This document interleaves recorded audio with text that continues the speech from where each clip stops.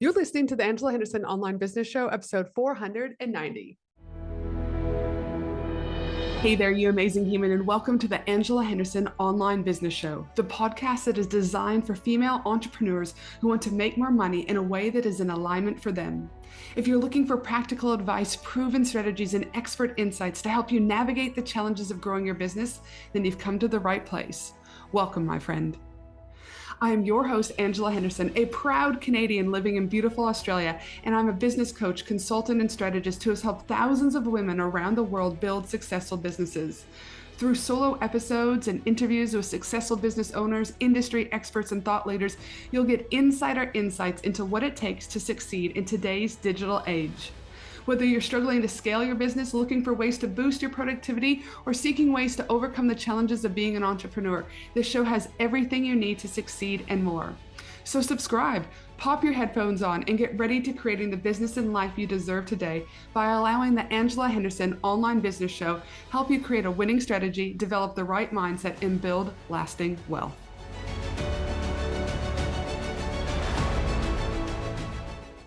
You hired the team so you could make more money. So why the fuck are you making less? This is something I've been seeing quite a bit lately with some of the new business owners I started working with. On paper, the business looks like it's grown. They've got a team. They've even invested in some systems, maybe even a little bit of AI. And they've got more capacity than ever before. Hell, even in some cases, revenue is higher than it was a year or two ago. But when we start looking at the financials and I start to dig a little bit deeper, there's one thing that is catching my attention.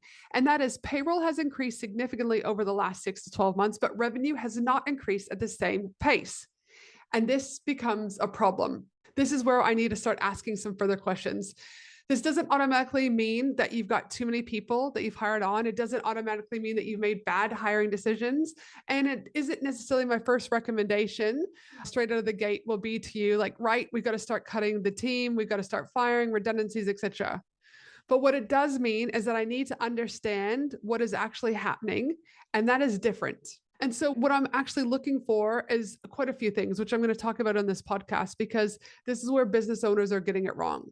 So for me, I want to ask you, are you actually using the capacity that you've already been paying for with all of those either contractors or employees, et cetera? Because in my opinion, there's a difference between being overstaffed and then having a team with capacity that you simply don't have enough leads, sales, or clients to fill. And this is where business owners can get shit wrong real fast. And why is that? Because of the little, I don't know, bird in your ear chirping or what you're reading on Facebook, but it's not oblivious to any of us that we are talking about hiring all the time in business. Even if you're a startup, if you're in growth or scale stage, build the team, get yourself out of the delivery, put your systems in place, and this will create you capacity. I heard that for many years. And yes, we do need those things eventually to scale. I personally have built 3 different businesses and I've helped thousands of people build their own teams. And I absolutely believe that there comes a point where we cannot continue to grow if everything in business relies on us. I agree with that 100%. But hiring someone isn't the end of the scaling strategy. Let me repeat that. Hiring someone isn't the end of the scaling strategy. In many ways, it's actually just the very beginning of the next part of scaling. Because as you can obviously probably think here, is once you've created that additional capacity, you've got to fill it. And that's the piece I see business owners forgetting and getting themselves into trouble. So let's do some theoreticals. Let's say you've reached capacity in your business. You are also doing the sales, the delivery, answering emails, managing clients, marketing the business. You're also doing all those finicky admin things, right? You're getting everything bombarded onto you and you're wearing all the hats. So what do? You hire. And initially that hire might actually reduce your profit. And I'm 100% okay with that. There are times in business where we need to spend money before we make money. I'm all about that. And there are also other times when you've got to bring someone in before every cent is accounted for. And there are going to be other times where you need to bring in systems, right? Before the revenue catches up. Sometimes you just need to invest in marketing before you start to receive the return. That could be on Google ads, Facebook ads, whatever. And I often think of these things as good debt because you're making a calculated, let me enforce that, calculated investment today because you're building the infrastructure required to get the business where you want it to scale for tomorrow.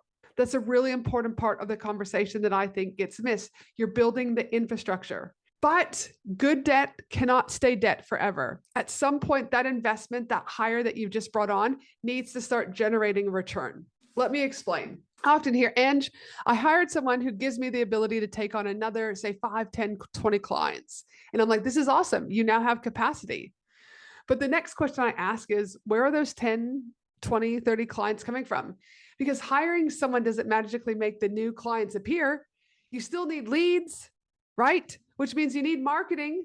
More than likely, you need a sales team or a discovery call process in order to have conversations. And then from those conversations, you're going to need to follow up. Because if we don't follow up and we don't get the conversions, and we need those conversions, we then don't have a business, but we now have team. And team is nothing if we're not becoming profitable.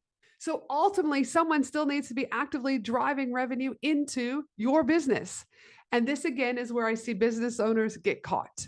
They've been so focused on getting out of the day-to-day that once they finally get some breathing room, they stop doing the very things that created the growth in the first place. They stop selling, or they took their foot off of marketing, and they're no longer paying attention to lead generation. I hope you are hearing in my voice how important this is. And sometimes I even see that some people are so consumed with then managing their new team and stepping into the CEO role that they don't actually know what to do, that their entire week now is suddenly fucked with meetings, Slack message approvals, checking people's work, payroll, solving internal problems. And then guess what? 6 months later, payroll has gone up, but revenue hasn't moved much at all. And this is where profit has quietly started disappearing. This is the bit that I want you to pay close attention to, right? It doesn't normally happen overnight. You don't wake up on Tuesday morning and suddenly lose your profit margin. It happens slowly. And it happens by adding another team member here, or buying another piece of software over here, or just some random expenses that aren't necessarily needed. And I get individually, every decision might have made sense at the time. But again, nobody has stepped back and asked, has our revenue grown enough to support the business we have built? Again, because if the revenue hasn't grown enough to the business we built with all these subscriptions and software and team, it's going to be a problem. And this is why when I'm looking at the financials of a client, I'm not just looking at whether revenue is up or down. I'm looking at what's happening underneath the revenue. Let me give you a couple of examples. There's thousands that I could come up with, but here's some specific examples. I might be looking at a client whose revenue has increased by 10%, but payroll has increased by 30%. I'm going to go, this doesn't make sense. Another example could be is that I'm working with someone and they've added 3 people only over the last 6 months to their records, but they're servicing ultimately the same number of clients they were at time of hire. Again, I'll be like, this doesn't make sense. Or another example is if you're significantly increased the cost base of the business, but haven't increased leads, conversions, or sales. Again, a problem. And this is stuff that we need to look into. Does it necessarily mean that I'm going to recommend again starting to cut people? No. It might be something that we need to do. But before we even get to that decision, I want to know whether we're actually maximizing what we've already built. And one of the simplest questions I can ask is this. If 10 clients came into your business tomorrow, could your existing team service them? Quick pause from today's episode. If you are serious about scaling your business, increasing your impact, and surrounding yourself with the right people, then I'd love to personally invite you to my annual 3-day Women in Business conference at the Gold Coast. For 3 powerful days, you will learn from incredible speakers, connect with ambitious women from around Australia, and walk away with practical strategies, meaningful relationships, and opportunities that could change the trajectory of your business. Because sometimes your next breakthrough isn't another podcast episode or online course, but it's about getting yourself into the right room. And if you've been thinking about joining us, now is the time. Why? Because we only have 50 tickets remaining for this 3-day annual Women in Business conference. And once they're gone, they're gone. To grab one of these last remaining 50 tickets, head to angelahenderson.com.au and grab yours today. Now, let's get back to the episode. Really think about that. And if that answer is no, maybe you generally have reached capacity. But if the answer is, hell yeah, Ange, we actually could take on more clients, then why aren't we going and getting those 10 new clients is what I would be asking you. Because that tells me you might not actually have a payroll problem. You might have a lead generation problem, or the marketing problem that goes with getting leads, or conversion problem, or sales problem. And that is a completely different set of problems we have than your team.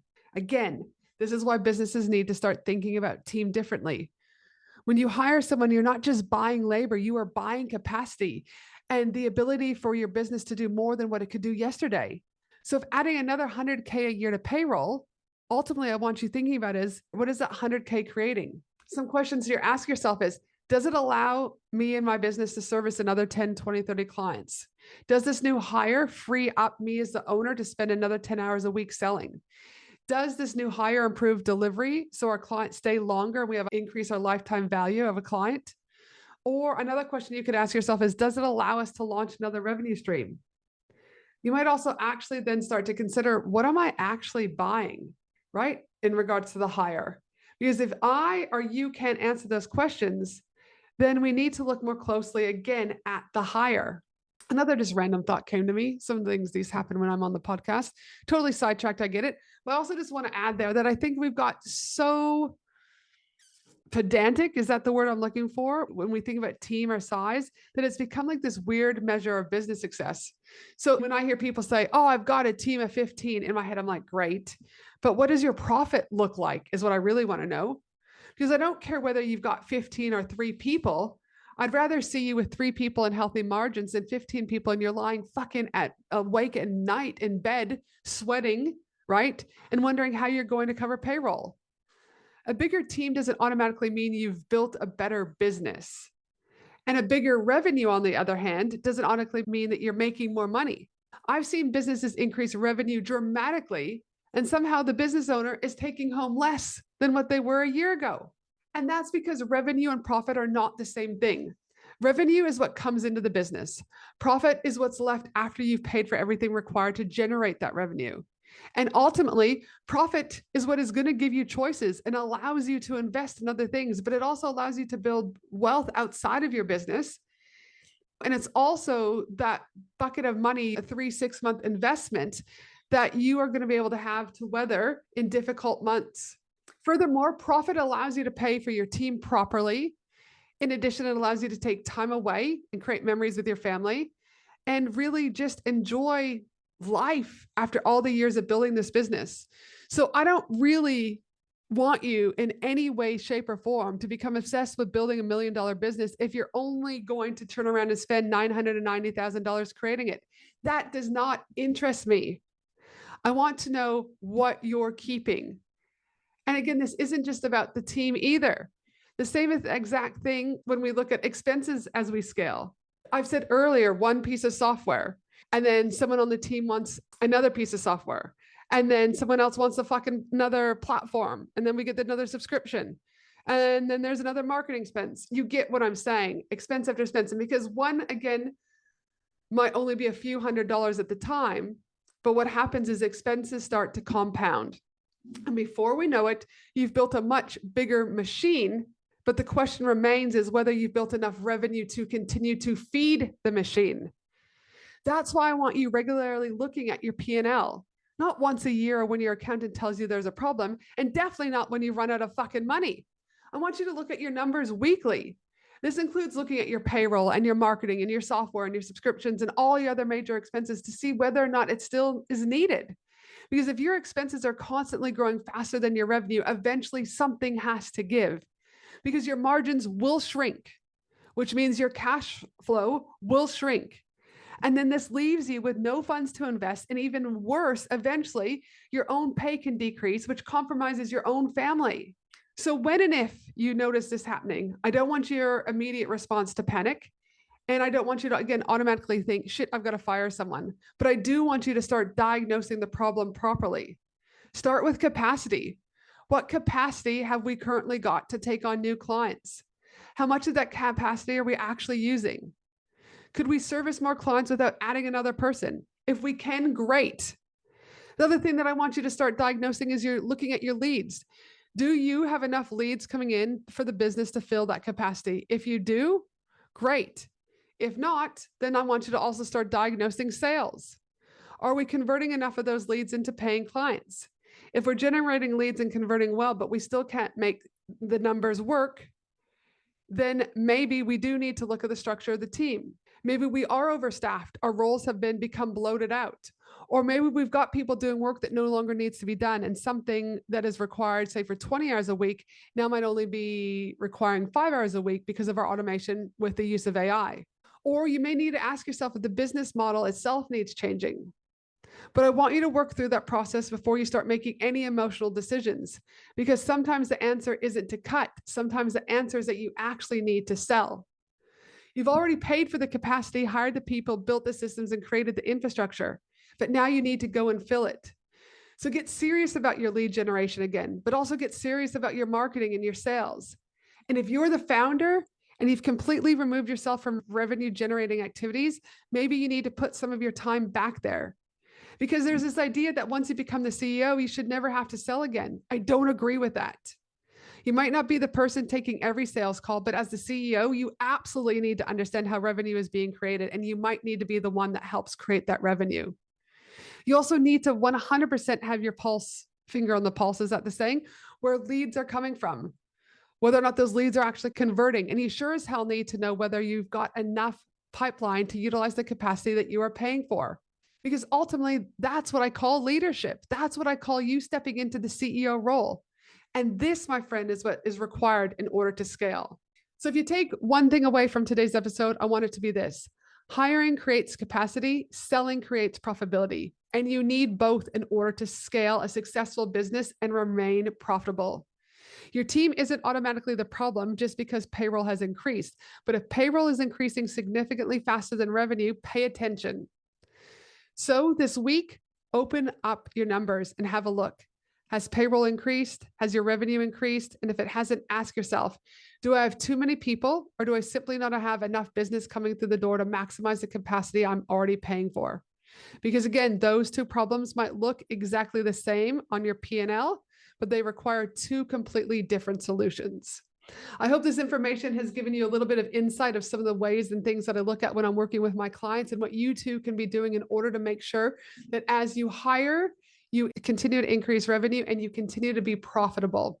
And if it isn't, and you're needing help with that, I strongly encourage you head to angelahenderson.com.au and book a discovery call with me to explore how I might be able to support you in that, either in my mastermind, coming to my conference, etc. And for you out there, I also just want to do a full disclosure that I'm not a financial advisor. I'm not an accountant. I'm not a bookkeeper. This is just someone with years of experience. And this is some of the situations or things that I look at when working with my clients in order to scale. Once we start to diagnose and make these diagnoses come to light, we will always make sure that our financial advisors, our accountants, our bookkeepers, whoever who are the geniuses in those particular zones are called in to make sure that we are all working collectively and collaboratively. So if you have a bookkeeper, if you have an accountant, again, make sure that you're always utilizing their assistance too. But for now, I hope you have a great day no matter where you are in the world. And I look forward to you joining me again for another episode of the Angela Henderson Online Business Show. Bye for now. Thanks for listening to the Angela Henderson Online Business Show, www.angelahenderson.com.au.